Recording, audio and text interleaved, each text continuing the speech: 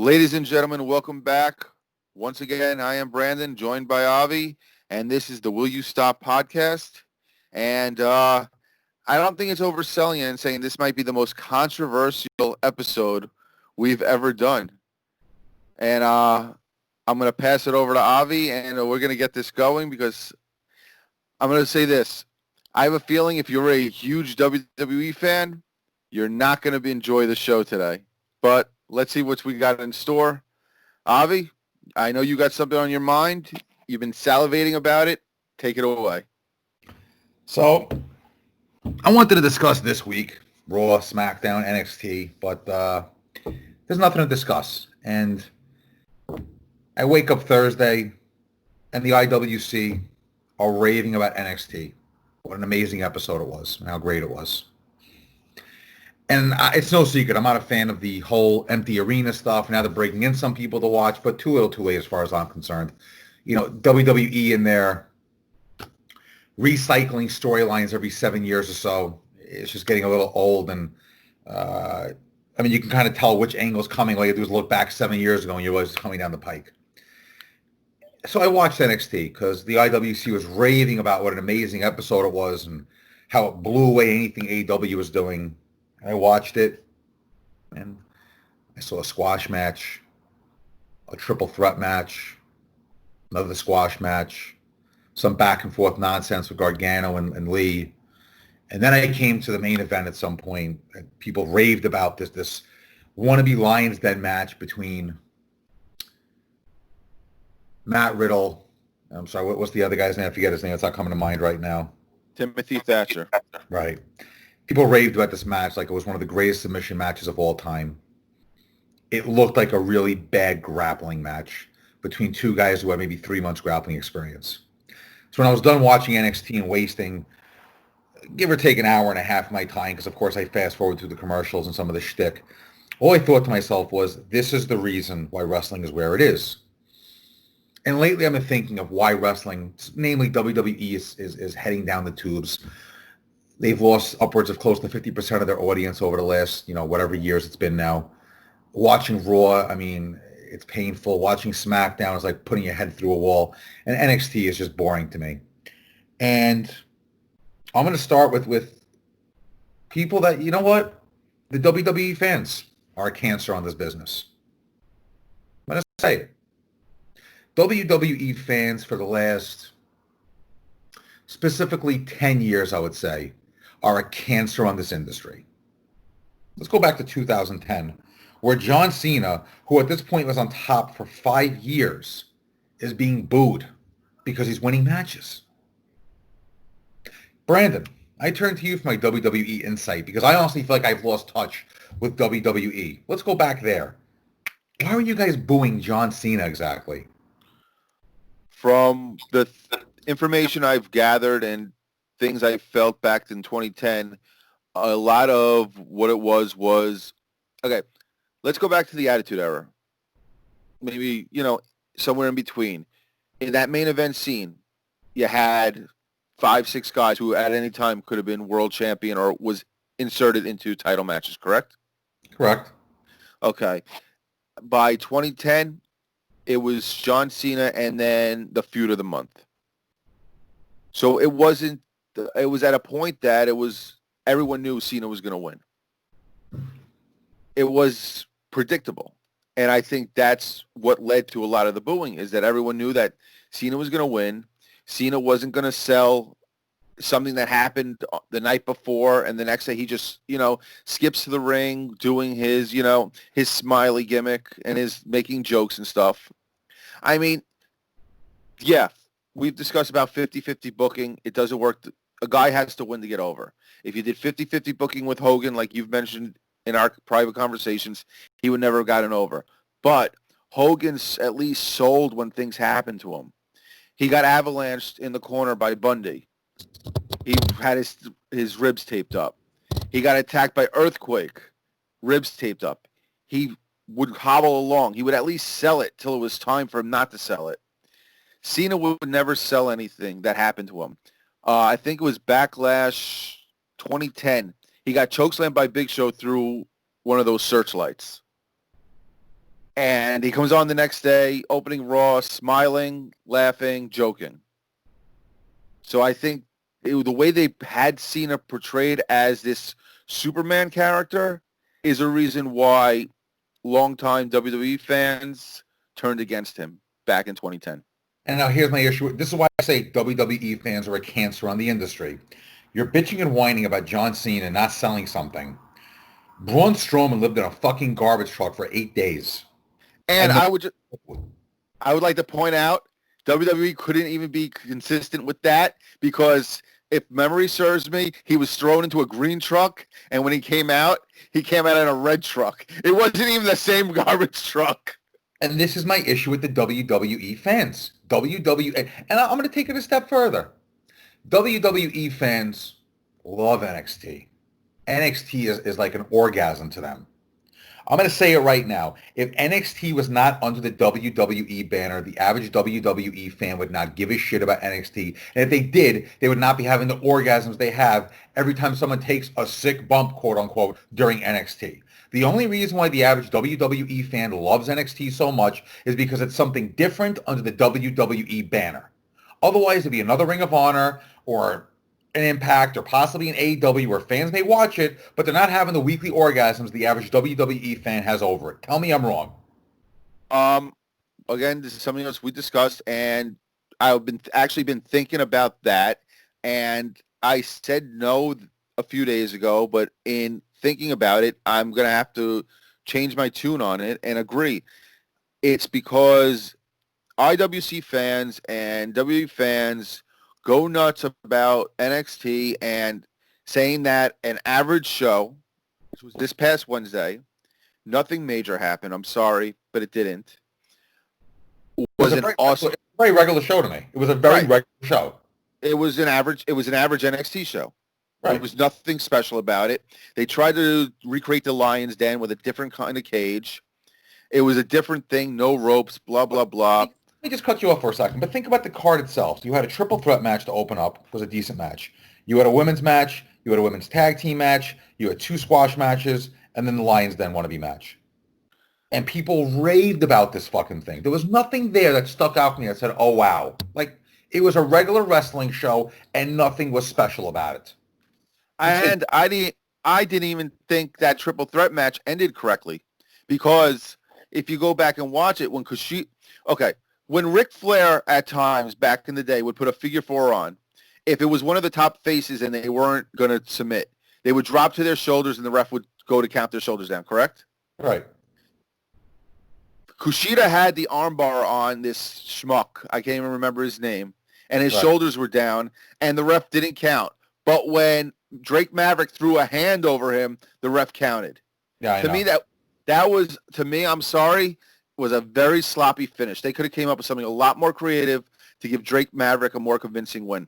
But let me digress because I'm rambling. As far as the show itself, yes, completely average. Believe it or not, I'm going to say it was below average to what NXT can do. The Lions Den cage fight wasn't anything special. Nope. It really wasn't. They were hitting each other. Yeah, freaking Thatcher got a couple of teeth knocked out from a kick. But if that's what made it awesome, that he got a couple of teeth knocked out, I'm sorry, I can't go with the WWE faithful on this because that's just ridiculous. That doesn't make a match. A guy getting kicked in the face, which might have been a botch, might have just been there like, we're going to hit each other hard. But that didn't make the match. The match itself wasn't that great. And I know what that's going to lead in. Riddle loses and then is going to SmackDown. The booking there makes no sense. I'll get to that part of my equation later on. I'm still working on the WWE fans now. To me, WWE fans are the wrestling equivalent of cowboy fans. All right? Like I said, you put NXT under an independent banner, the average WWE fan is not going to give a shit. But it's under the WWE banner, it's on the WWE network, and I don't give a shit about brands or minor league or this and that. It's a WWE product. It uses the same production as WWE, they use the announcing system as WWE, and for the most part, the matches follow a very similar WWE style match formula, with the occasional different high spot. But let's be honest, what's NXT? It's rinse and repeat. hit a move, hit a move, hit a move, couple of finishers, secondary finisher, couple of finishers, secondary finisher, 35 false counts, and you finally get your finish. It's a glorified independent match. That's all it is. Nothing special about it. But because it's under the WWE banner, the WWE fan thinks it's the greatest fucking thing in the world. Why? Because it's something quote-unquote different. Tell me I'm wrong. Yeah, and like I said, I disagreed earlier in the week. I reflected on things, and yes, if it was by itself, it was not associated with WWE. You didn't know that any of these guys were going to move up the roster or are being groomed for the main roster, whatever terminology you want to call it. Yeah, it would be similar to an Impact or a Ring of Honor. It would be an indie fed. But because it's WWE and everyone knows it's WWE developmental, and eventually these guys are going to go to the main roster and you're going to see them on the big stage and they're going to get called up. That's what it is. So yes, because it is a WWE product, that's why IWC and WWE fans get more excited over it than a show on Impact or a Ring of Honor show. Or honestly, maybe even an AEW show. I mean, there'll be some contingency of, AEW fans that'll talk about how great AEW is every week. I'm in a couple of the groups. Trust me, I hear it. But it'd be the same. It would fall into that same category. It would be an upstart promotion as opposed to an established promotion that's under the WWE umbrella. Right. And so, and it goes even deeper than that with WWE fans. Like, I see it all the time where, like, I mean, in one hand, they'll rate Raw, a 4 out of 10. They'll rate SmackDown a 4 out of 10. Then they'll get to the pay-per-view, which will be worse than Raw and SmackDown. Oh, one of the greatest pay-per-views of every pay-per-view is one of the greatest pay-per-views of all time. And it gets to a point where it's like, man, open your eyes. There's nothing great going on in this company. And that's going to bring me to the second cancer in this company, the roster.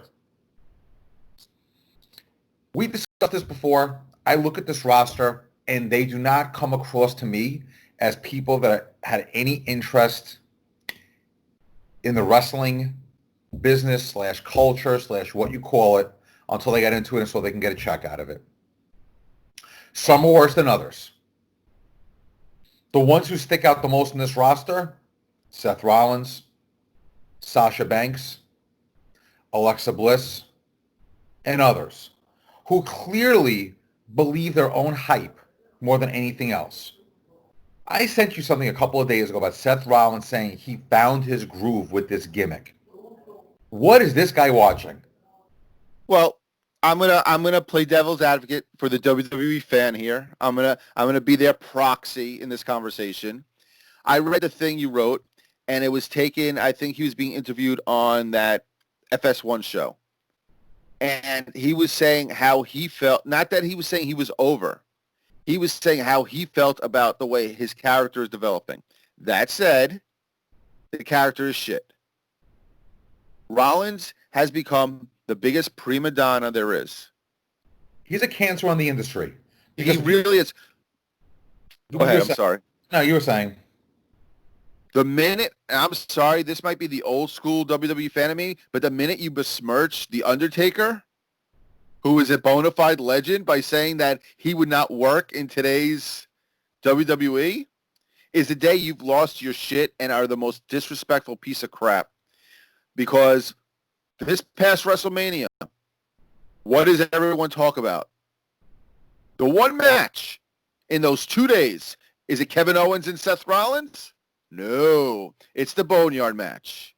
More than even the freaking Cena and Bray Wyatt stuff. It's the Boneyard match with The Undertaker. So to say that The Undertaker would not work in today's WWE is just disrespectful and delusional. Because The Undertaker, at 55 years old, I guarantee would still run circles and draw more than Seth Rollins could his entire 7-year run so far. This is why I call Seth Rollins a cancer on the industry. And I think him, Sasha Banks, and a couple of us find this. There's a respect level in the industry. You respect your elders. You don't open your mouth to them. There's a reason why the veteran historically has called the shots in the match. You can have someone like Randy Orton, who's got, 17, 18 years now in the business? If he wrestled Undertaker, Undertaker calls the match. If John Cena wrestled Randy Orton, Orton's been around longer. He calls the match. There's still a level of respect. You do not disrespect someone of the magnitude of The Undertaker. I was never the biggest Undertaker fan. You know that. I never loved the guy, but never hated the guy either. I respected him as a performer. I liked his shtick for what it was worth. There were some blips here and there, obviously. Shooting lightning out of his finger a few times, turning on and off the lights, ascending to the heavens, Royal Rumble 94. That being said, we're at the point now where this gimmick now has been around now for almost 30 years. Okay? I believe 30 years will be this November. Correct. You don't take a gimmick that has run now for 30 years, pretty much uninterrupted. You can call him the, Big Red Evil or American Badass. It was still The Undertaker. Still doing the same moveset, still running the same move, still running the same gimmick to a degree. How you can dismiss him and say he would never make it in his gimmick wouldn't get over today because Bray Wyatt is that much different? When you disrespect someone like The Undertaker, you're showing me you have no respect for the business. And let's look at Seth Rollins as, garden of work here. Name me a great Seth Rollins match. I would say he's had more good moments than he's had matches. The WrestleMania 31 thing, that was a great moment. No one was expecting it.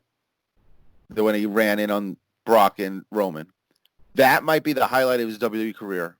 And he really... It's either that or that gauntlet match he won that time, or right, last ever in. Yeah, when he was wrestled an hour and 10 minutes or whatever it was on Raw. Okay, so he has great cardio. It's good for him. Sort of most marathon runners.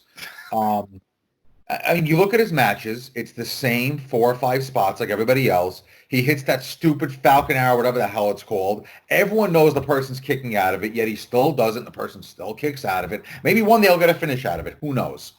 To me, he may go down as the most overrated in-ring performer in the history of the business. To me, he's on the same level as a Lex Luger right now. He has surpassed Randy Orton. I give more respect to Randy Orton because I actually feel like Randy Orton actually has a level of respect for the business. Oh, Randy Orton definitely does, and that comes because he's a third-generation athlete. But also the way he conducts himself in and out of the ring these days, he's grown up a lot. The one thing that stuck out for me for Randy Orton was that time that Shane McMahon got hurt, and he actually broke character, went over to Shane's kids, let them know he's going to be okay. That stuck out for me, like, okay, this is a guy who actually respects the business. He's not full of himself like he used to be, et cetera, et cetera.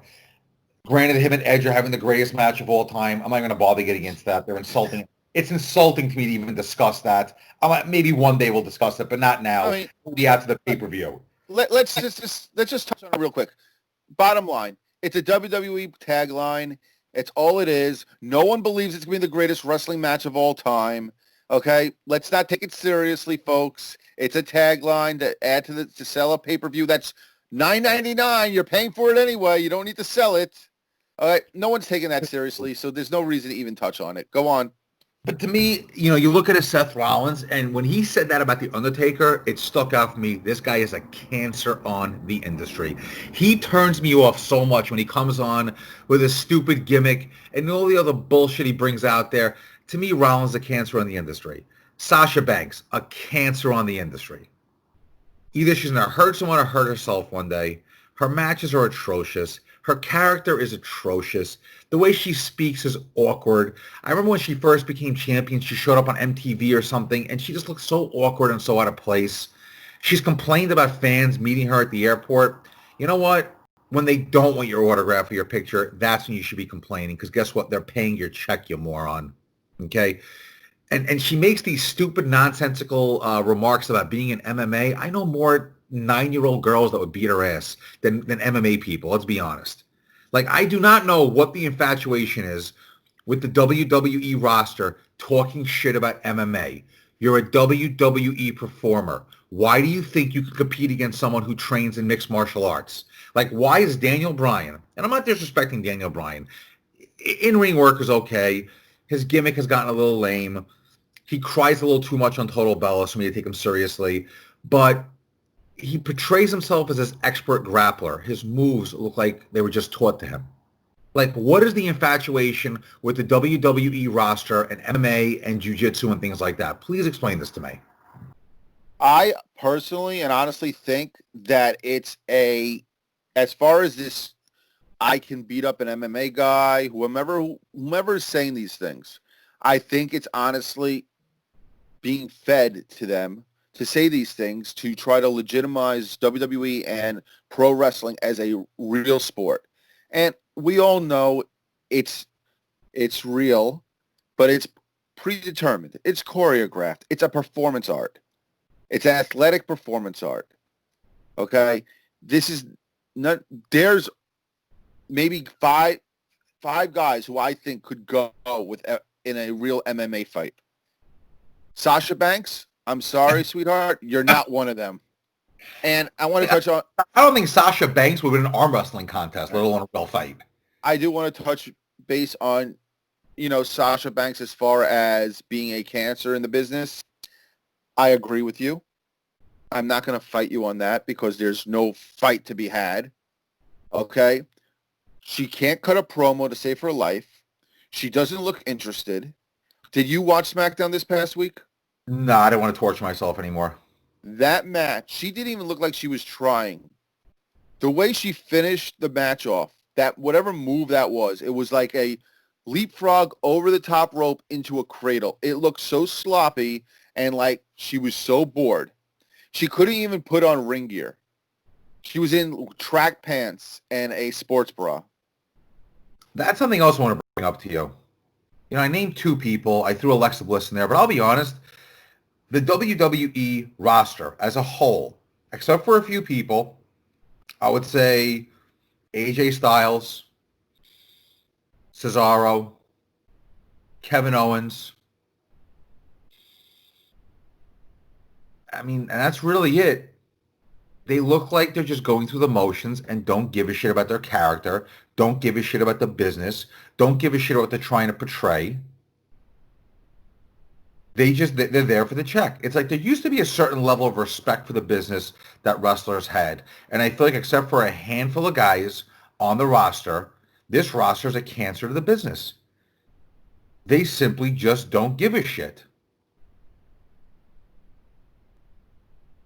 Who would you say is the biggest culprits? I mean, I know you've mentioned the Alexa Bliss and Sasha and obviously Seth Rollins, but who would you name like two or three others that are like top tier, do you think are like in that category? Cancers in the business. Who else would there be? Nia Jax keeps hurting people, doesn't even try not to anymore. That, to me, if you can't protect people in the ring, you're hurting the business. Now, and I'm gonna call WWE to task on this. After she hurt Kyrie Sane twice, why do you keep putting her in the ring with her? That's just dumb. Let's look at her track record. I mean, she broke Becky's face. I mean, she really is irresponsible. You're in the ring. The person's telling you they're not ready to take the bump. You don't make them take the bump. There's always a plan B. Mm-hmm. And it's like, I got to call her a cancer in the business for the way she is. Other cancers in the business. I mean, I'm going to touch base on. Well, you think I'm going to touch base on Daniel Bryan though? I don't think he's. Velveteen Dream is a cancer in the business because you're in there. Remember the WWE family? Yet he's putting on his tights. Vince, call me up. I mean, come on. And he hasn't recovered since then, if you remember. Nope. So I don't know if they're punishing him and basically making an example, like this is what happens if you don't do right by us.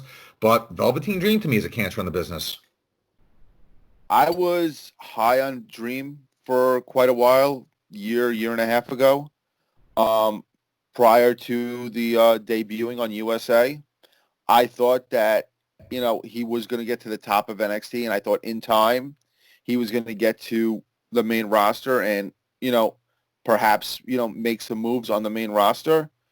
But to me, between whatever outside drama he's dealing with and the fact that he really has seemed to have lost interest. And I would honestly believe even if the bullshit on the outside comes to be nothing, I don't think I think within a year he's going to be gone.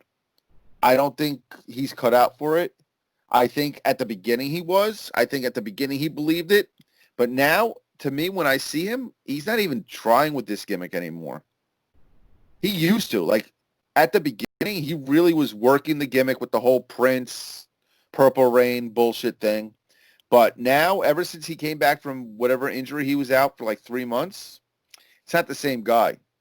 And, yeah, you don't disrespect. It goes almost to the Seth Rollins thing. Yeah. You're disrespecting your boss. And I'm not even talking about Vince. I'm talking about Triple H. In NXT, Triple H is his boss. And supposedly, if you believe what was read online, he had no idea these were the tights he was wearing that night. And that's basically going over your boss's head to get a promotion. And that's not going to bode well for you. Speaking of the boss, I'm going to give you another cancer to the industry, Triple H. I don't think he gets enough blame for the issues that the industry are having. And let me go there. He runs NXT. Him and his team, I'll call him team, they come up with these gimmicks. They give these guys and girls their gimmicks. They give them, in a lot of sense, their sense of entitlement. It used to be in the wrestling industry. You went to a school, you got into the independent scene, maybe somebody gave you a name and a character, and you built it up and you worked with it. Now, you go to tryouts, you show up, here's your name, here's your character, we're going to show you how to make it work. If you look at Triple H's history in this business, and we touched on this a couple of days ago in a private conversation, he helped make Batista, he helped make Randy Orton. I'm going to say to a degree, no. I think Ric Flair helped them. Triple H just happened to be there.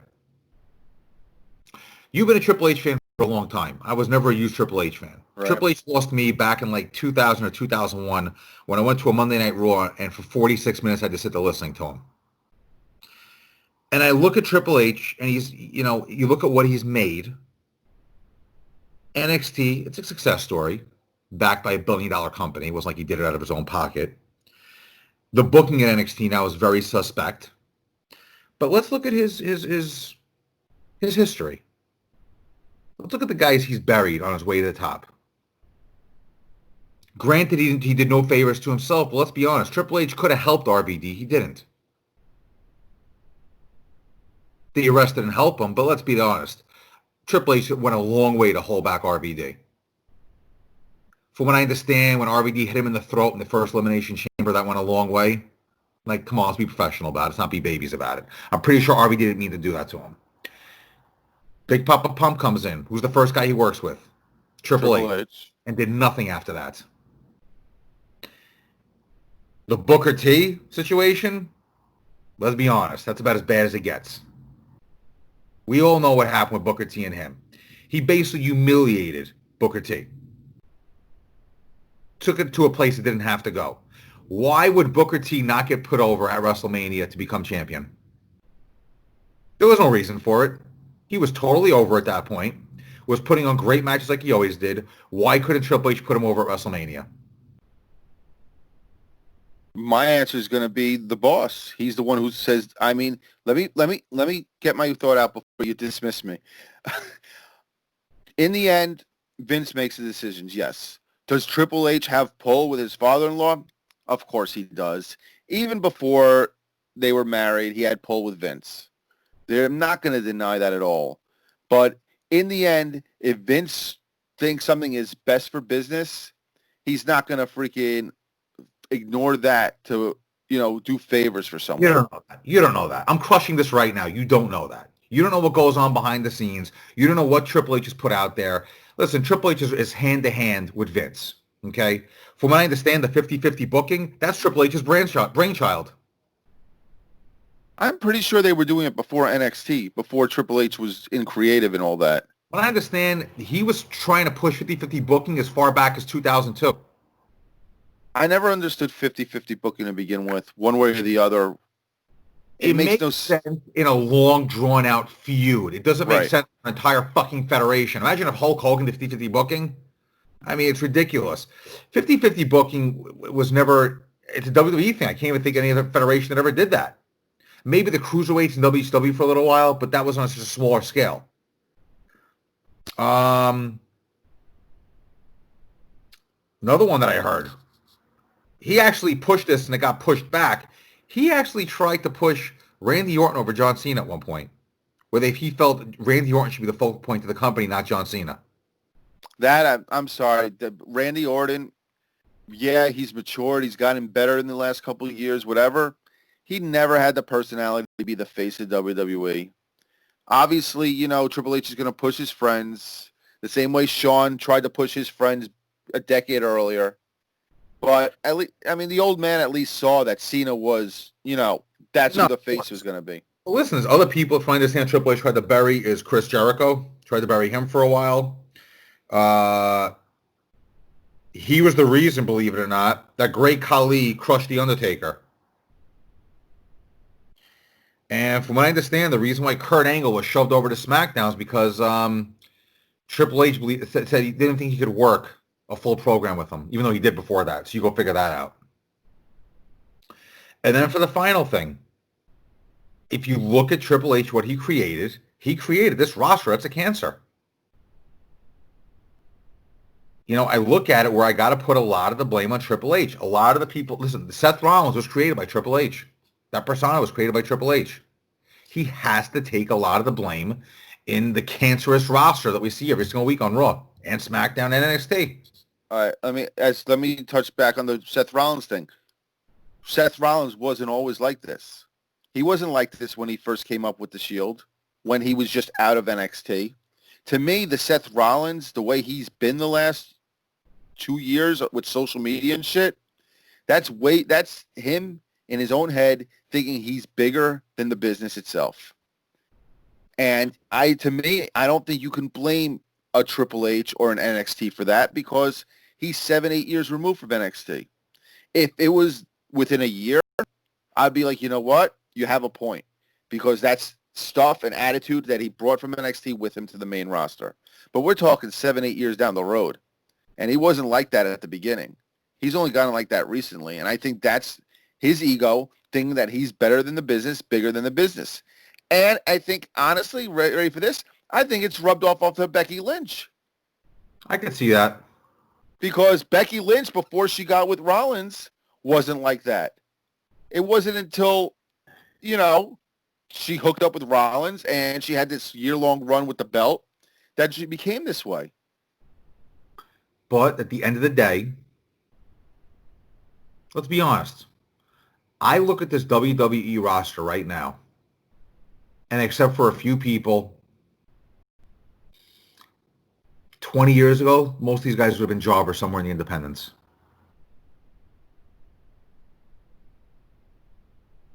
You look at a Seth Rollins, imagine him. I couldn't even see him on Nitro or Raw 20 years ago. ECW wouldn't touch a guy like that. He was an indie guy, and that's where he was. He was in the indies. He was ROH. He was in Ohio, Iowa indies before, he got signed to NXT. But now it's gotten to the point where things are so bad on the roster. I'm listening to an interview the other day with Charlie Caruso. And she's sitting there actually saying there's a big difference between Charlie Caruso and Charlie Arnott, or whatever her last name is. Like, what, is she a character? She has a name. Somebody explain this to me, please. She doesn't have a character. Hey, Charlie, hi. You're hot. I respect that. But you're not a character, sweetheart. You hold a microphone. Okay? You have no character. Your name was changed so WWE can own it.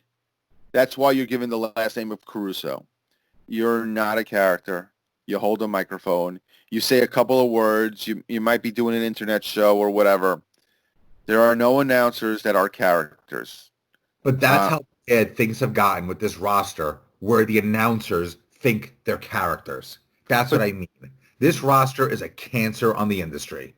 But that a case like Charlie Caruso, you can't throw on NXT. That's the culture in WWE right now. Okay, but I'm talking about the wrestling roster. It all comes from NXT. I know.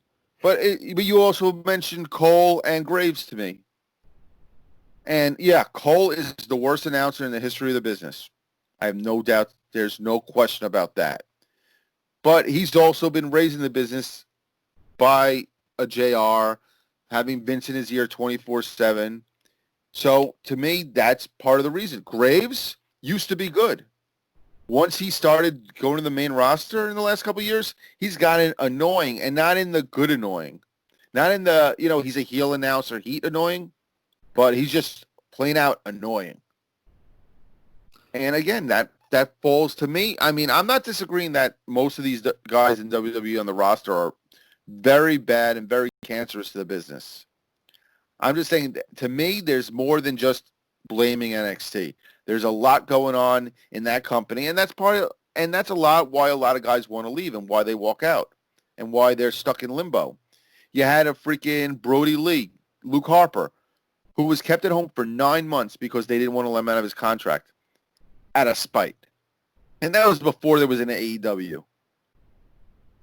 And this is just the culture of WWE, and it's ruining the business. WWE in itself is a cancer to the business. Yeah, I mean, listen, I watch WWE programming. I listen to the bullshit on the internet, and the entire WWE universe, I'm going to say right now, is a cancer on this business. The best thing that could ever happen to wrestling right now as we know it is if Vince sold it and just cleaned house. It's the writing team obviously has their favorites, but here's the issue. It's like you used to have main eventers, mid-carders, low tiers. You have guys that are main eventing for 3 months that are now opening the card. You have guys that are in the mid-card for 3 months that are main eventing, and they'll go back down to the bottom of the card. It's like nothing is consistent. I mean, let's look at your main event scene right now. Your champion on Raw is Drew McIntyre. Drew McIntyre. Who's he feuding with for the belt? Right now, he's in a program with Lashley. Okay. His last program was with Rollins. What's Rollins doing now? And the Rollins looks like he's going to go into a feud with Rey Mysterio. Over what? You see my point? Yeah. So Rollins went from champion to trying to get the belt back to feuding with the guy who should have been retired 5 years ago. Yep. Drew is now feuding with the guy who was feuding for the belt 10 years ago, whose last feud, God, who was that against? Rusev. It was against Rusev. Is only in the company anymore. Okay, great. On SmackDown, Braun won the belt. Mm-hmm. He feuded with Bray.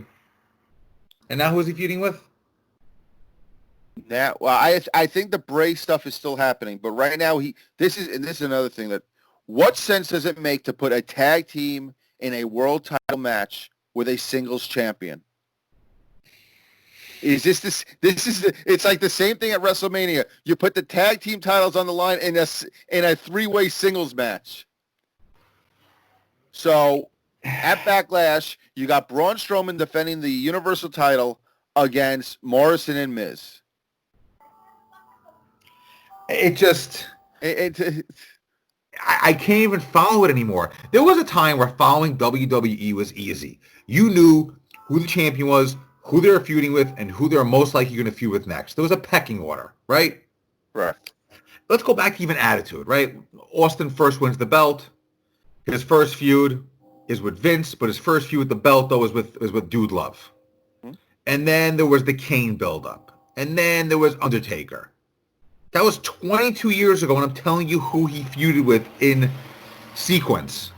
He went from winning the belt to Austin to Dude Love to Undertaker to Kane, back to Taker.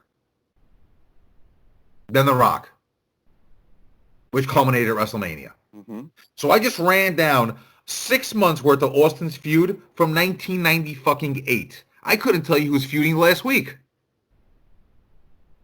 There's no sequence anymore in WWE. Nothing makes sense. There's no rhyme or reason. And the easy one to blame is Vince. Of course you can blame Vince, but it's like in sports whenever they blame the coach. He's always the first one to go when a team loses. But at some point you have to hold the players responsible. If I give you a gimmick and I give him a gimmick and the gimmicks work and the gimmicks are over and marketing says, yeah, these two guys are over, put them in the world title scene. I put you in the world title scene, but you don't even look interested.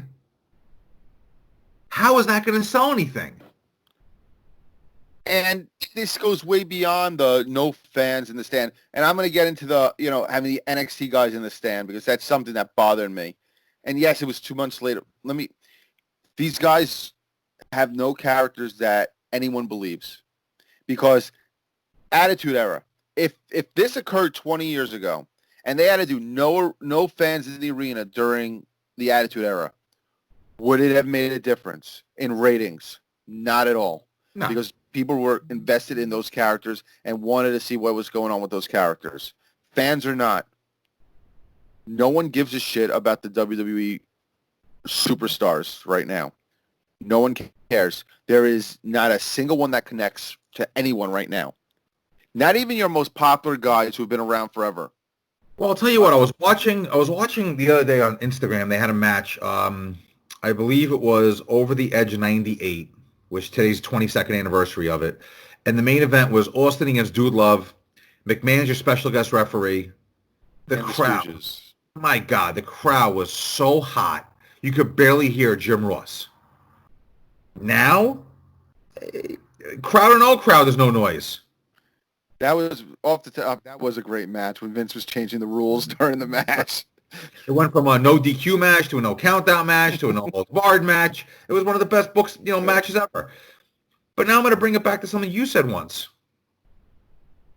I once complained about a dead crowd, and I said they have nothing to cheer. And you said, why go to an event if you're not going to cheer? And I said, well, if they have nothing to cheer for, what are they going to cheer for?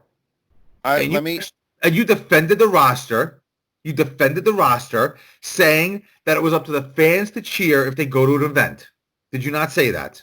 I did say that, and let me back up to, we're talking about the Raw episode that I believe it was Baton Rouge, Louisiana. Yes, it was. Okay. And the fact, I said that on the fact that the fans didn't even cheer for the opening of the show.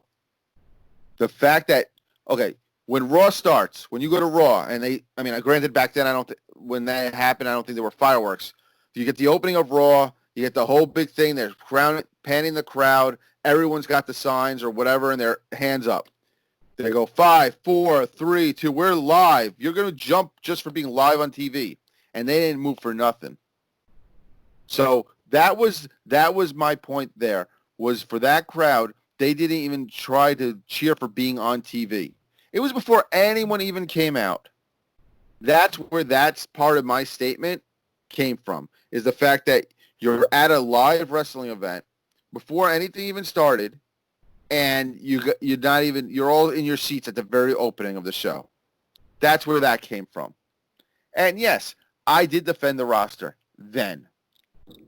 But my eyes are open now, my friend. Things have changed. This isn't 2 years ago. Things have changed. I can see the roster.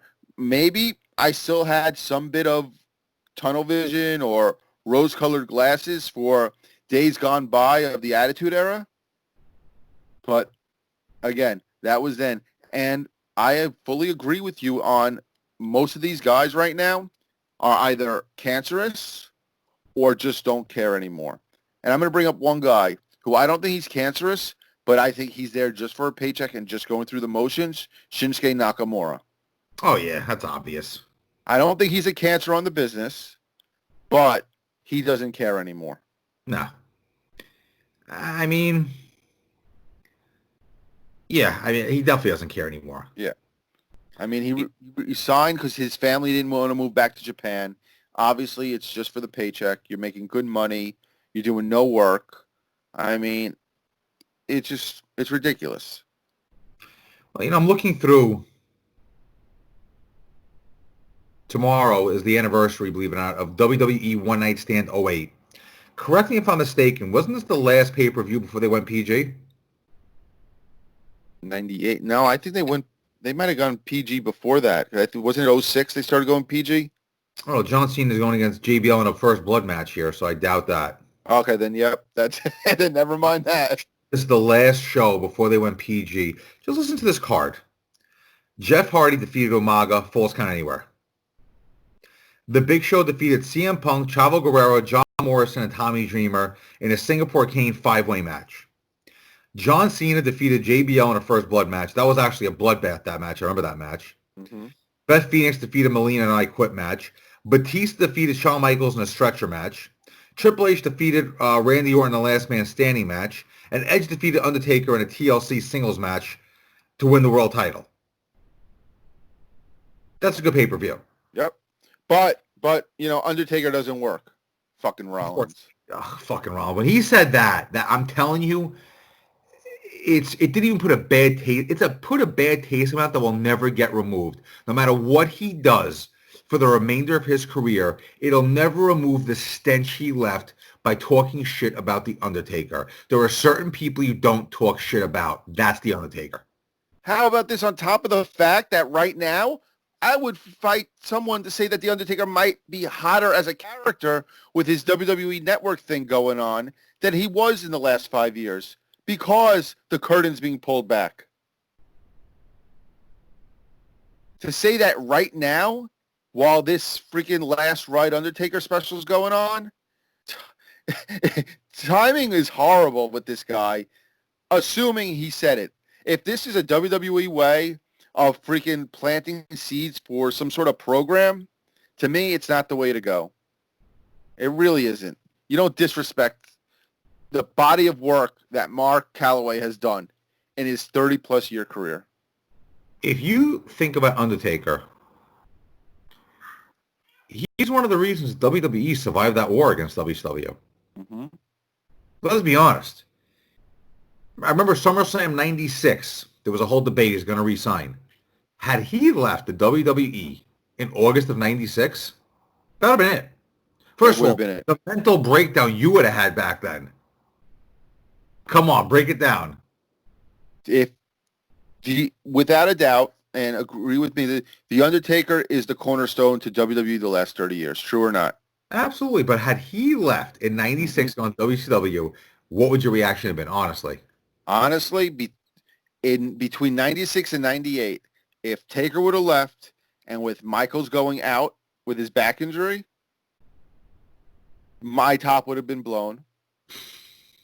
Okay? WWE would have been done. And you know what the scary thing is? I have a feeling if Taker would have gone to WCW, when Dustin Rhodes came in as 7, I think that was going to be planned for The Undertaker. If you think about it, he even had the hat the same. Well, according to Kevin Nash, the reason why Undertaker went American Badass is because his contract was coming up, and that was allegedly the character he was going to go with had he gone to WCW. So basically himself. Basically, yeah. That he was going to be, I guess, the American Badass Mark Calloway or something along those lines. But for Seth Rollins to say that, my goodness. And let's be honest, you want to talk about how Bray Wyatt fits in. Bray Wyatt has lost a lot of the luster from that shine over the last 6 months or so. I would say ever since Saudi Arabia. Yeah. Had they kept the belt on him and had he kept just going with that same gimmick, I think his character would have been perfectly fine. He was over. He was fine. Yeah. Taking the belt off him hurt him a lot because you know what? He never should have had the belt to begin with. Yep, and we talk about putting it. I mean, you want to do that screwy Hell in a Cell finish and leave it at that. So you didn't have to give Bray the belt. You should have just left it alone there. But no, they had to go and give him when they went to Saudi again and give him the belt. And it's like you say, it's like giving the belt to Andre or Taker or a Kevin Nash or any big guy in the fact that you have to find a way to beat him. Eric Bischoff talks about that a lot of times in something in 83 weeks. He brings up the point of, it's hard to put a belt on a big guy because what do you do with them next? And I think even he was asked, if Undertaker came in, would you put the belt on him right away? And his answer was no, because what do you do with a big guy? If you beat a big guy, you've now lost that big guy. If you ever look at it, I mean, who beat Undertaker clean? Hogan didn't beat him clean. Nope. He cheated. Warrior beat him in body bag matches. I think the first person to beat Taker clean was it Austin at SummerSlam 98? It might have been. I mean, we'd have to go back and really check, but it was definitely during that Attitude Era time. Because I'm thinking when Yoko, every time Yoko beat him, there was always outside interference Mhm. of like 7 or 8 guys usually. Uh, I think the first time Undertaker lost clean was Austin in '98. I don't think The Rock ever beat him clean. I think Rock beat him clean later on when he was the American Badass, but never as like the dead man character. I wonder if anyone has that information. While you look that up, I want to just touch back on what I mentioned is these NXT guys in the crowd this past week. First off, WWE was 2 months too late. Okay? And I'm going to challenge someone to respond to me on this one because I've had discussions with various WWE fans when I've brought up how they have stolen ideas from AEW.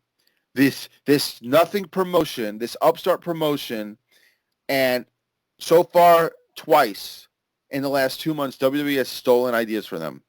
The first one, what is the classic hard camera pose for WWE and has been forever? Center of the ring looking at the other side of the crowd. Yep. Okay, when this starts, and Bully Ray called this the Ring of Honor shot because Ring of Honor always did this, was the camera looking at the stage or the Titantron or the screen or whatever. And once AEW did that, then WWE did that for these no arena shows. They've been putting people in the crowd. They're in the front row and all that and making noise, and it adds to the fun of AEW. WWE didn't do this for 2 months. And not only do they do this now, but they have these guys standing there like robots. No emotion, cheering for who WWE wants you to cheer for, and booing for who WWE wants you to boo for.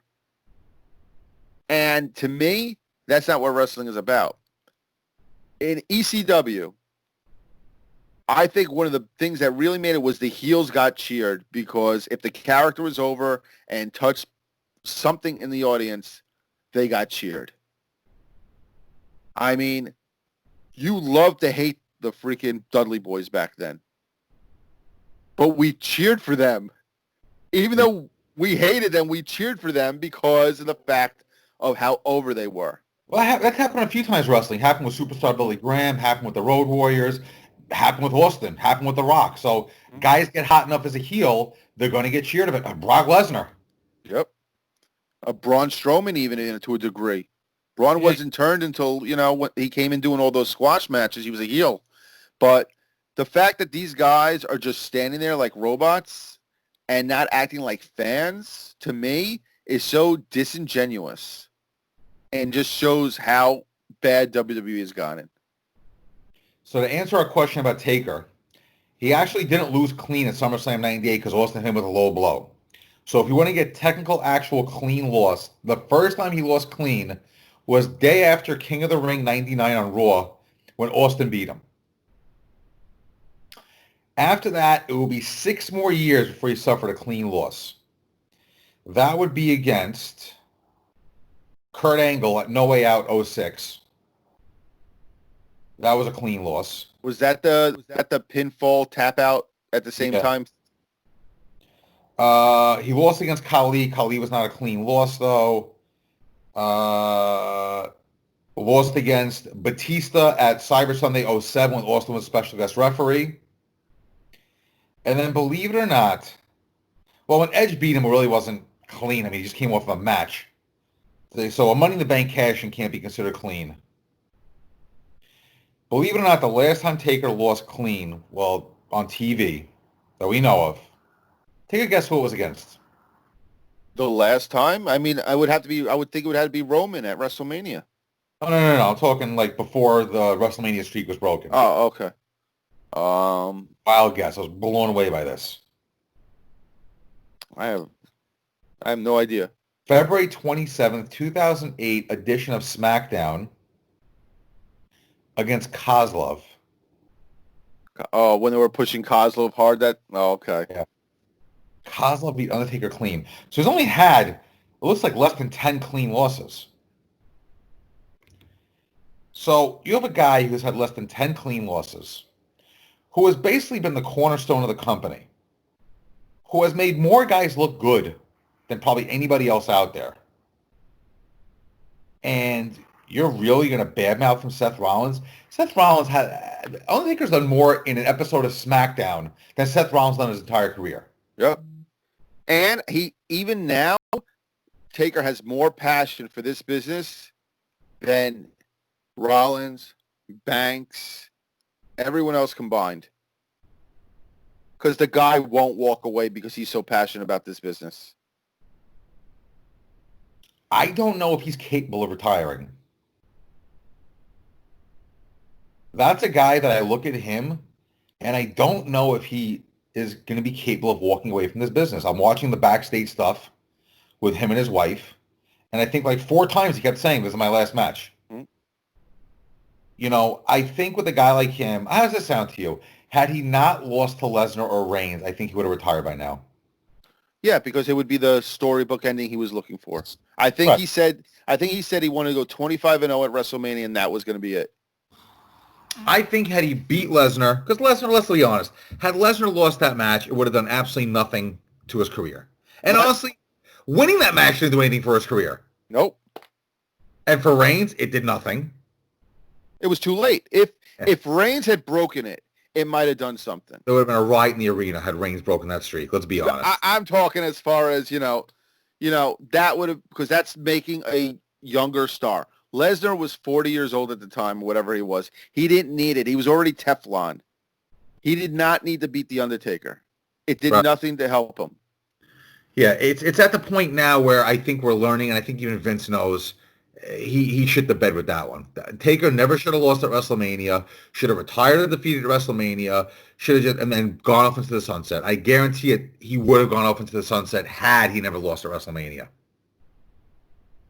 But that also killed the mystique, like we've talked about, of The Undertaker. Yeah. Now, from then on in, no one cared. His WrestleMania matches weren't special anymore. Yeah, it was the one time a year you get to see The Undertaker wrestle, but there was nothing on the line. It's just WWE has made so many bad decisions with their characters over the years that you get to a point where, and this is, I bring it back to the WWE fans as a cancer, where the slightest thing that might be different and you guys are having a fucking orgasm about it.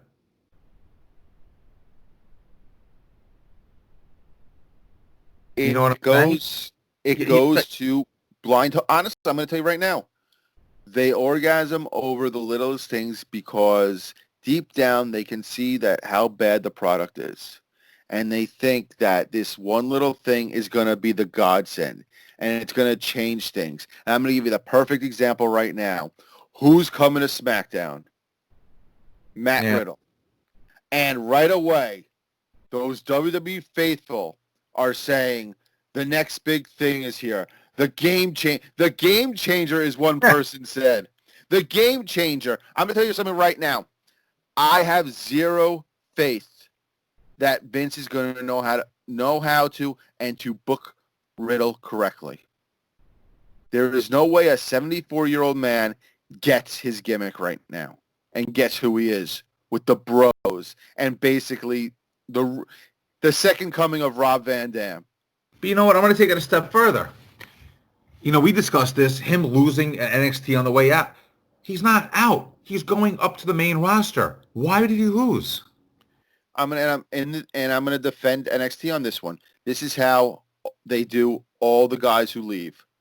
Nakamura, Finn Balor, Joe, Baszler. They all lose on the way up to the main roster. Purpose.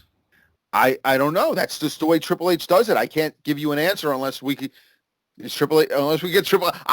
First off, this podcast would blow up if Triple H Skyped in right now. But I would love to see you and Triple H go head to head right now. I think that'd be great. I just don't see a reason to have a guy lose if they're just going to a different part of the company.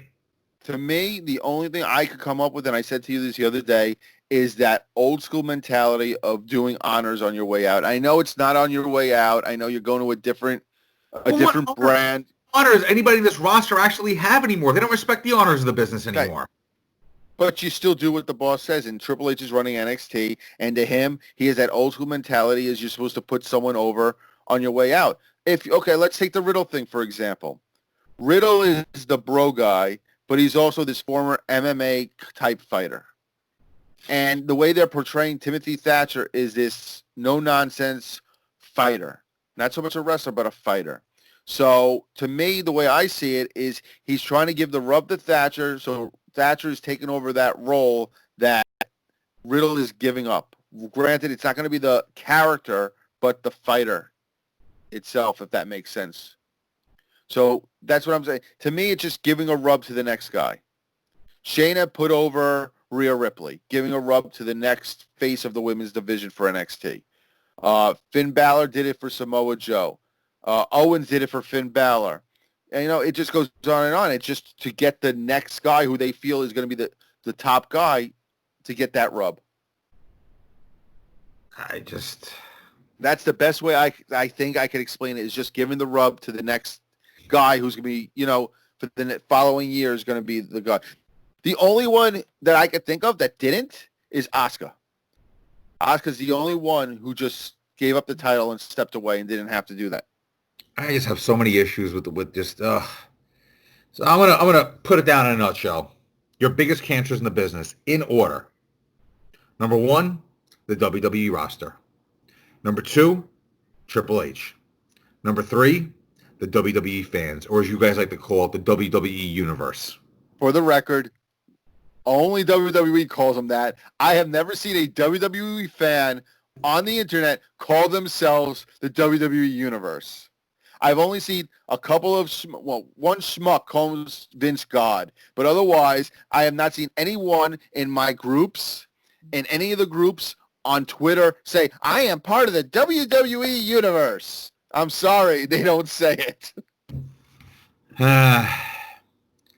And now I think to myself, what's the solution? I mean, Vince is not going to sell. Triple H is not going to change who he is. NXT is not going to change. WWE fans are not going to change. And this destruction of the business that we love going on 20 years now is going to get worse and worse. I mean, how low can Raw and SmackDown's ratings go at this point? First off, my question is, let's say Vince sold. Would it be the kind of situation where, as part of selling, it'd be like the UFC where Triple H and Stephanie would still be left in charge? I have no idea. It would depend on what the contract called for. But I'm saying it would be. I could see it being that kind of thing, like they did with Dana White. I would really hope not. I think those two are going to be the final nail in the coffin for this business. I honestly don't think Vince is ever going to sell. I think he's going to die in his office, writing on his pad. Here's my thoughts. If Triple H and Stephanie took over, Stephanie would be your head writer and just recycling angles from 2-3 years ago. And Triple H would have everybody wrestling his style match. And I think it would do more damage than we've ever seen in the history of the business. Every single person who is clamoring for the day Triple H takes over doesn't understand. I can't think of a wrestling federation that thrived with a former wrestler running the show. Because former wrestlers book it the way they were booked, and they don't keep up with the times. And I'll only give you the names. Bill Watts, Fritz Von Erich, The Funks, Eddie Graham, Vern Gagne, all failed. Because what they were brought up as in the ring is what they thought the fans wanted to see. Triple H, to a degree, is going to be, if you look at most of the NXT guys, they wrestle very similar to the way Triple H used to wrestle. Badly worked punches, very slow, very big. And let's back up to the work punches. Does anybody know how to throw a work punch anymore? They should learn from Jerry Lawler, first off, because those punches in that match with Funk. Listen, Jerry Lawler is one of the great workers of all time. So is Terry Funk, obviously. I don't think Lawler gets the credit he gets because of the last 25 years of being the Raw jester. No. But what's amazing to me is that you have all this archival footage of guys like Jerry. Like, why is Jerry Lawler not on NXT? He should be down there coaching. He's not commentating anymore. He's been replaced by Samoa Joe. Jerry Lawler should be the head coach. If anybody could throw a great work punch, it's him. I think the person who throws the best work punch right now in the whole company is Lacey Evans with her woman's right. I mean, AJ throws more forearms than anything else. But, like, you look at a lot of the guys in NXT, they can't throw a regular work punch. Bret Hart, let him go down there and show him how to do it. The Rock even threw good work punches. You know, and it's at the point now where I'm just looking at it, I'm like, okay, let's say Vince does give it up to Triple H and stuff. It might get worse. Because you're looking at NXT through the lens of WWE on a small scale, so it looks okay. Put NXT on that big scale, on the main roster, I don't think it works. Well, that's what ECW worked because it was on a small scale. The beginning of Attitude, they tried to be like ECW, if you notice. It didn't work. They had to put their own spin on it to make Attitude work. So Attitude went from the ECW hardcore style with thumbtacks and barbed wire and cage matches and blood and guts to more of sex and comedy. It had to survive. The ECW style didn't look good on the big stage.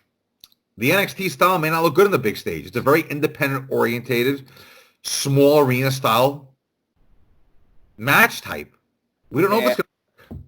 And that's why, in my opinion, that a lot of these NXT guys fail and fizzle out on the main roster.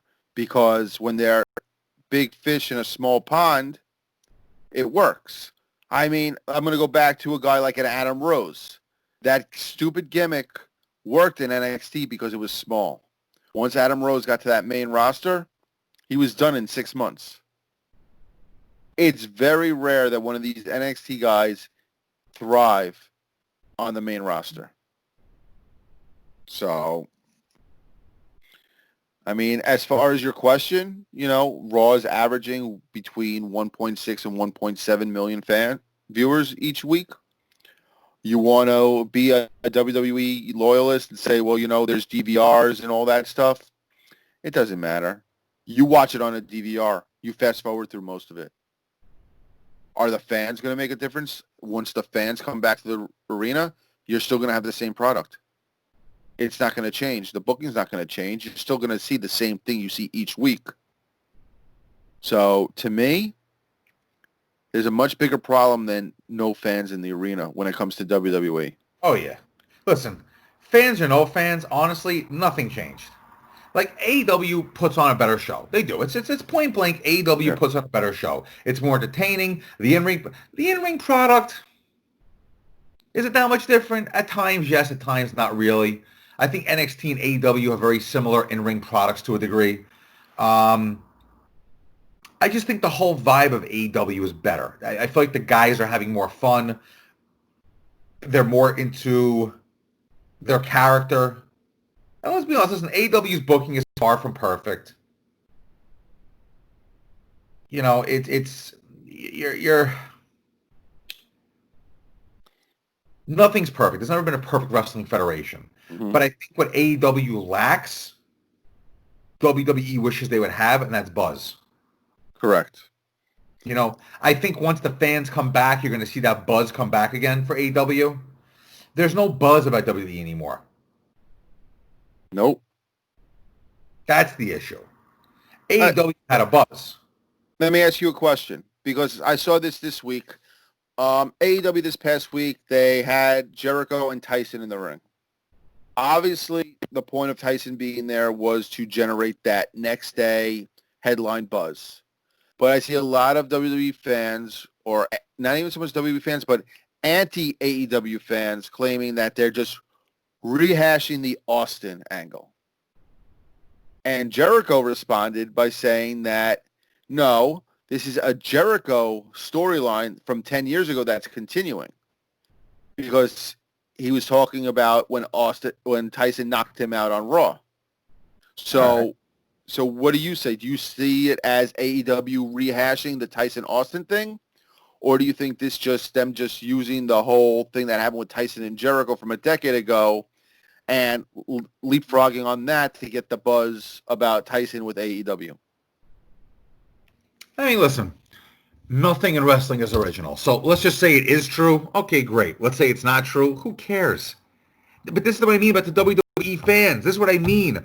What original ideas WWE ever fucking had? Yet they're complaining because Chris Jericho's running an angle that looks somewhat similar to an angle that was run 22 years ago?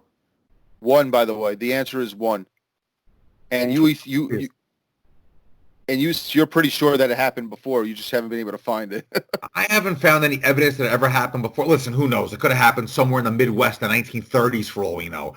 But as far as actual footage of this happening, I can't think of anything that ever happened. I heard Pat Patterson was his brainchild. He's known as one of the better brain trusts in the entire history of the business. Listen, like I said, could it have happened somewhere in Wichita, Kansas back in 1938? Absolutely, anything is possible. But I have no evidence that ever happened before that. So I can come up with one idea that the WWE ever had that was original. Yet, the WWE is constantly, the fans are constantly giving AEW shit. Like, come on. That's what I mean about WWE fans that are cancer in the business. Like, they feel this undying loyalty to a company and to a product, and anything but that company and but that product is garbage. And you went through that, so maybe you can touch on that. It's drinking the Kool. It's like they said back with Paul Heyman and ECW. People would drink the Kool-Aid and be so loyal to Paul Heyman, even though this and that, and they didn't get paid and all this. It's almost like that to a degree where you're just so enthralled in the WWE product because maybe it's the size, maybe it's the grandeur, that you look past certain things that they do, things that don't make sense. Maybe you do get lost in a suspension of belief. You know, like you brought up, The Undertaker with the lightning bolts. He's a supernatural character. It is what it is. It's a show. You know, you can't really fault them for trying to, make him a supernatural character. But, for Rollins to say that Bray Wyatt is the same as The Undertaker, not even. To me, Bray Wyatt's not a supernatural character. He's more of a Jekyll and Hyde. And while I agree with what you said earlier with Bray Wyatt's character has seriously dropped, I'm not even going to say the match with Braun Strowman where Bray Wyatt lost did it to him because of the fact that I knew he wasn't going to beat Braun as Bray Wyatt.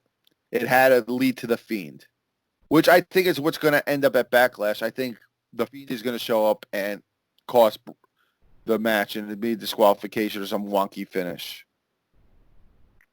So as far as I'm kind of drifting off, I know. As far as these WWE loyalists, I don't know what it is. I cannot grasp anything right now in 2020 of what WWE has that could grip someone to be so loyal because it's just a shitty product right now.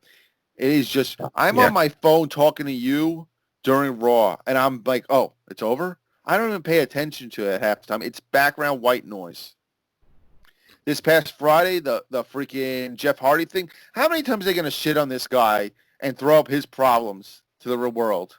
Everyone knows he's got a drinking problem. He's been arrested. Why does that have to be? You can't come up with anything else compelling than making Jeff Hardy a drunk. Like, seriously. You know what it is also? I think they're just grasping at straws at this point. Mm-hmm. Like, it's like, let's find something. And I mean, it's almost like, okay, if your idea of getting fans back is to put on the most shocking, stupid things you can, you're not going to bring anybody back because people are going to see right through it and say it's stupid. Mm-hmm. And it's like, you have AEW on, you have WWE on. Is AEW a better show? Definitely. Is NXT a better show than Raw and SmackDown? Definitely. But then you have these WWE loyalists, like we were saying, who just, for whatever reason, just everything is Raw and SmackDown. And, let's go back years ago, many, many moons ago. Our trip to the first Nitro at the Nassau Coliseum. You can't put the beam up. I'm sorry, you can't put that picture up in here. Sorry, I can't do it. We're there at the first Nitro. Place is sold out. Place was electric, packed, jam-packed to the rafters. We have 6 seats, 8th row on the floor, facing the hard camera. We're having a great time, and all my friend here kept talking about was how he was missing a Hell in a Cell on Raw that ended up in a no contest. First off, I didn't know it was going to end up in a no contest at the time.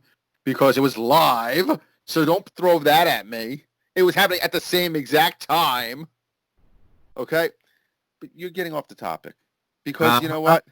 It's real simple. WWE fans, for some reason, when you're a true WWE homer, when you're a true WWE mark, and I don't want to use the word mark because that means you actually believe that it's real. And no one believes what's going on in WWE is real. No one believes that Otis and Mandy are hanging out at a pool. No one, first off, they blew it with Otis. I want to say that right now for the record. Do you agree or disagree? They blew that. The Otis thing right now is blown. That could have been a great angle, and they blew that one. Okay? They have no on-screen chemistry. It just seems awkward and forced. But my whole point is the fact that no one's buying WWE. So I'm not going to call anyone a mark. But these guys who say that, oh my God, Raw was awesome or SmackDown is so amazing. Guys, it's not. You're hoping it's amazing. You're wishing. You're praying. You're trying to grab that brass ring to hope that Raw or SmackDown is back to the glory days. And guess what? It's not happening right now. No, not even close. Please. Not even close. Okay? And like you said, because AEW, that vibe, it's fun. It's a fun vibe, and that's what makes the difference. I mean, they both did these crazy cinematic type main events. You had the Money in the Bank match in the building, and then you had the Stadium Stampede. Right. For anyone to say that the Money in the Bank was better than that Stadium Stampede is, to me, you're either so drinking the Kool-Aid on that, or you just can't admit that AEW has done something better than WWE. And it still falls back to being a cancerous WWE fan. But hold on. You know what? Let me go into that, because that whole Stadium Stampede thing, that was just supposed to be funny. It was supposed to be fun. How do you take that seriously? You don't. And the fact that you take it seriously when WWE tried to do a serious Money in the Bank thing, if WWE was tongue-in-cheek more and weren't trying to be so straight man and be so serious with the tie all the way up to the neck, maybe it might be bearable, but they're taking themselves way too seriously. But I find that anybody who ripped on that whole stadium thing just didn't understand it. Nope. It was tongue-in-cheek. It was fun.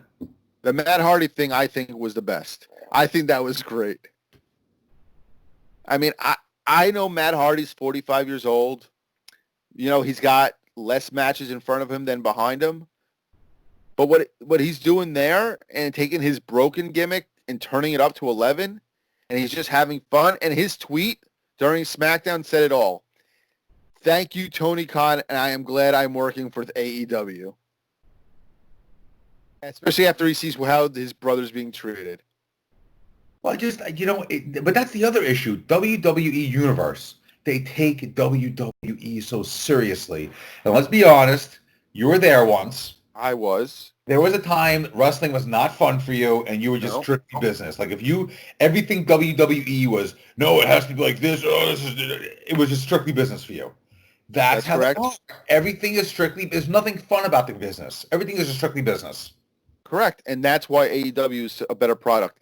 Even if WWE had a better wrestling match versus an AEW match, the vibe from AEW makes it better. It doesn't have to be the best match in the world.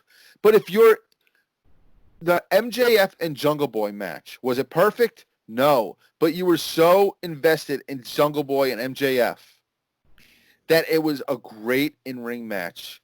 It was a great 11-minute match. And it blew away anything that Raw and SmackDown do. I'm sorry, WWE, if you're listening. Just because you want to make a match 25 minutes, that's not going to make it better. Sometimes less is more. Listen, I'll take a 2-hour show with 6 to 8 10-minute matches and a couple of interviews than a 2-hour show with 3 or 4 40-minute matches. That's another issue I have with Triple H. He has this weird philosophy with NXT where the longer the match, the better the match. That's not true. This is not 1984 AWA.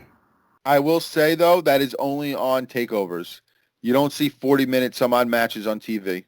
That's the thing. You don't need a 40-minute match. You can tell a great match in 8 to 12 minutes. Mm-hmm. Andre and Hogan went 12 minutes. Steamboat and Savage went 14 minutes. Some of your best matches ever went less than 20 minutes. There's no rule that just because a match is long makes it great. Listen, the first Hell in the Cell ran 35 minutes. 30 of it was Michaels getting the crap beaten out of him. Which was great. Yeah.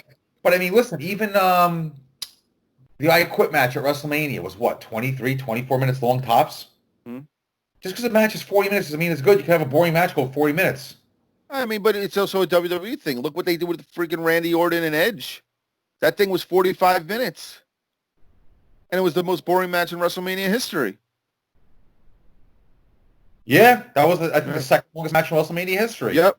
Only behind the Iron Man match. So if you take the Iron Man match, which is meant to be an hour long, out of the equation, it was the longest match in WrestleMania history. And it was garbage. But And we're going to have God, they're going to give them the greatest wrestling match ever. I'm making a prediction. I had a feeling WWE would do this soon. This might be when this happens. Hold me to this. I'm thinking they're heading to this. It's just a hunch. And I think your rubber match in this is going to be a Iron Man match. We're due for one of these in wrestling. It's been due for a while. I think WWE is going to do it. I think they're going to go for the hour-long Broadway with this one. That's true. There hasn't been an hour-long Iron Man match anywhere since, I want to say maybe Angle Brock. Did Cena and HBK have one? But that was a half hour, I believe. No, everything that since then I can remember has been a half hour.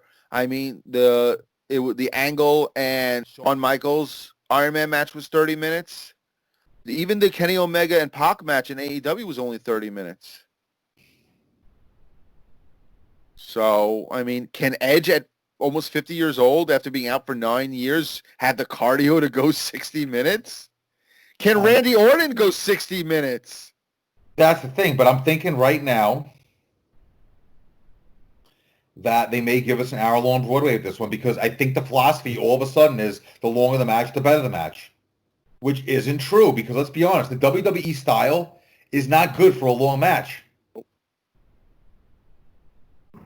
But you know what? I guess to wrap it up, WWE fans, change your ways because you're ruining the business.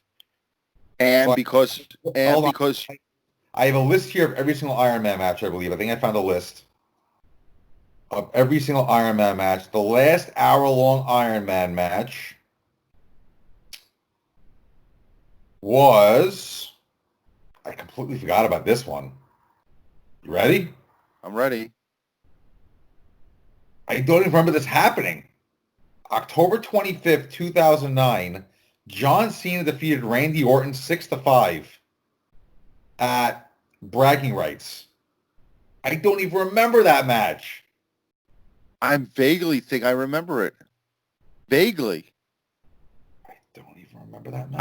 I think was it for the combined titles?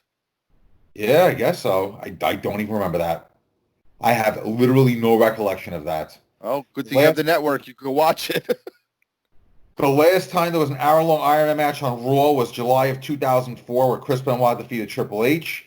The last time it happened on SmackDown was September of 2003. Brock Lesnar defeated Kurt Angle, which is a great one. There was a 30-minute one between Kurt Angle and Shawn Michaels on Raw. There was a couple of 15-minute ones that were just nonsense. Bayley and Botcha had theirs at NXT TakeOver. Charlotte and Botcha had theirs at Roadblock. The last Iron Man match was Cesaro and Sheamus defeating the Hardys at Great Balls of Fire in 2017. I don't remember that one. I don't remember that being an Iron Man match. A tag team Iron Man match. Doesn't that kind of defeat the purpose when you could tag out?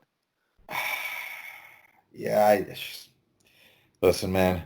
There's so much that doesn't make sense to WWE at this point. I want to close this podcast saying one thing, and I'm going to talk to the WWE fan because I was you. And I'm going to tell you right now, and I'm going to say this real simple. AEW is not your enemy. AEW can possibly be the savior to this business because you need something different because WWE has been slowly killing this business for the last 20 years. And we need something different. So please expand your mind, give AEW a chance, and go watch something that's actually fun. Because I'm sorry, I will always be a WWE fan. I'm not going to deny that I'm still a WWE fan. I watch it every week. I watch everything they put out. But they're just not fun. And they're not. And WillYouStopPodcast.com, you disagree with me? You disagree with Avi? Let us know. We'd love to know if you disagree. Because we want to open the conversation about this because this is a major topic and it's not going away.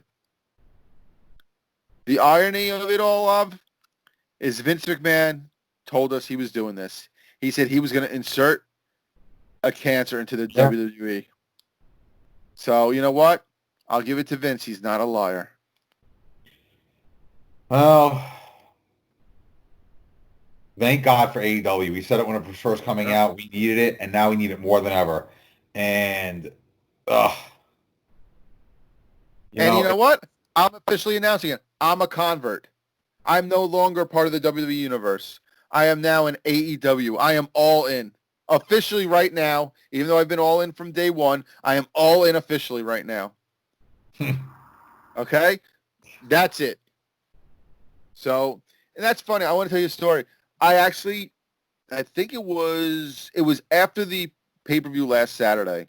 I was in my group on Facebook, and I got attacked for being an AEW mark. I had this one guy say that I don't think AEW can do no wrong, and that all I post is anti-WWE stuff in my group, and only talk about AEW.